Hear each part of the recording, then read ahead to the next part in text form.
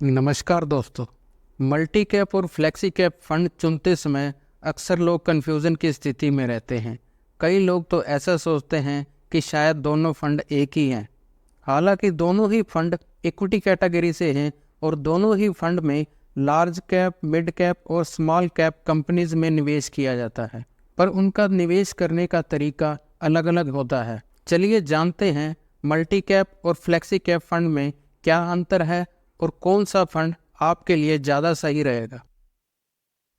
Multi cap fund में fund manager को कम से कम 25% पैसा लार्ज कैप में, कम से कम 25% पैसा मिड कैप में और कम से कम 25% पैसा स्मॉल कैप में इन्वेस्ट करना जरूरी होता है।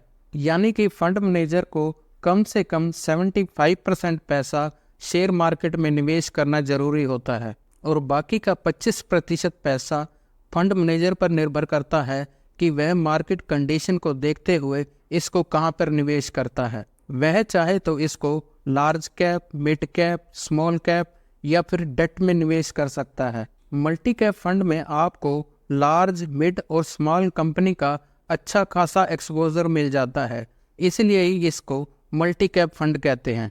अगर हम रिटर्न की बात करें तो मल्टी कैप कैटेगरी ने पिछले एक साल में 34% का रिटर्न दिया है और पिछले 3 साल में लगभग 23% का रिटर्न दिया है। फ्लेक्सी कैप फंड में फंड मैनेजर को कम से कम 65% पैसा शेयर मार्केट में निवेश करना जरूरी होता है और बाकी का 35% पैसा वह चाहे तो शेयर मार्केट में निवेश कर सकता है या फिर डेट में भी निवेश कर सकता है। फ्लेक्सी कैप फंड में फंड मैनेजर किसी भी साइज की कंपनी में कितना भी निवेश कर सकता है। उसके लिए लार्ज कैप, मिड कैप और स्मॉल कैप कंपनीज के लिए कोई भी लिमिट नहीं है। वह अपनी फ्लेक्सिबिलिटी के हिसाब से किसी भी साइज की कंपनी में निवेश कर सकता है, इसलिए ही इसको फ्लेक्सी कैप फंड कहते हैं। हालांकि फ्लेक्सी कैप फंड में फंड मैनेजर के पास किसी भी साइज की कंपनी में निवेश करने की फ्लेक्सिबिलिटी होती है, पर अक्सर देखा गया है कि फ्लेक्सी कैप फंड में फंड मैनेजर ज़्यादातर पैसा लार्ज कैप कंपनी में ही निवेश करते हैं।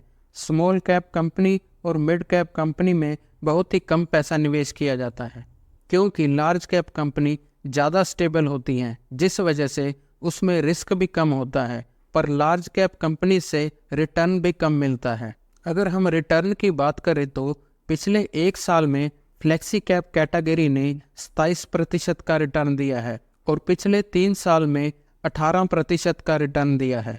अगर हम रिटर्न के लिहाज से देखें तो पिछले 1 साल और 3 साल में मल्टी कैप ने फ्लेक्सी कैप की अपेक्षा ज़्यादा रिटर्न दिया है। ऐसा इसलिए हुआ क्योंकि पिछले कुछ समय से मार्केट ऊपर की तरफ जा रहा है और जब भी मार्केट ऊपर की तरफ जाता है तो मिड कैप और small cap company large cap companies की अपेक्षा ज़्यादा रिटर्न देती हैं। अब क्योंकि मल्टी कैप फंड में मिड कैप और स्मॉल कैप कंपनी का अच्छा खासा एक्सपोजर होता है, इस वजह से मल्टी कैप फंड ने भी अच्छा रिटर्न दिया है।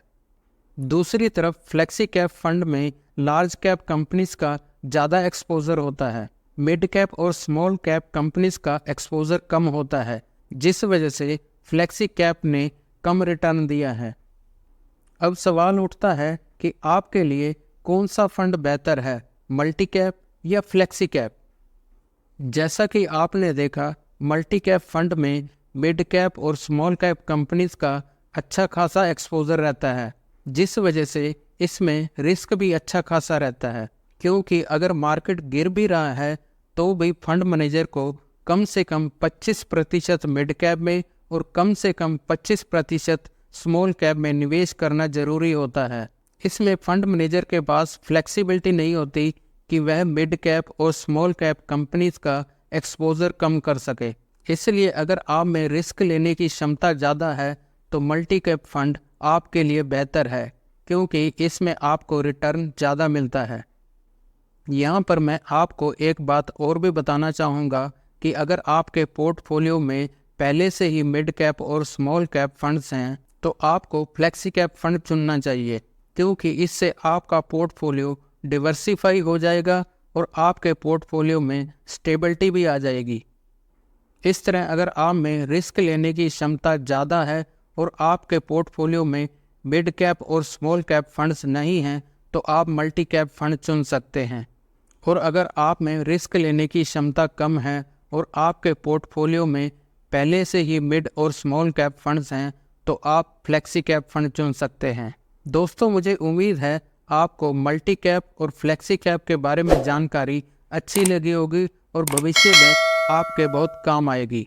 अगर आपके मन में मल्टी कैप और फ्लेक्सी कैप फंड के बारे में कोई सवाल हो तो आप मुझे कमेंट करके पूछ सकते हैं। इसी के साथ ही मैं आपसे इजाज़त चाहता हूँ। नमस्कार।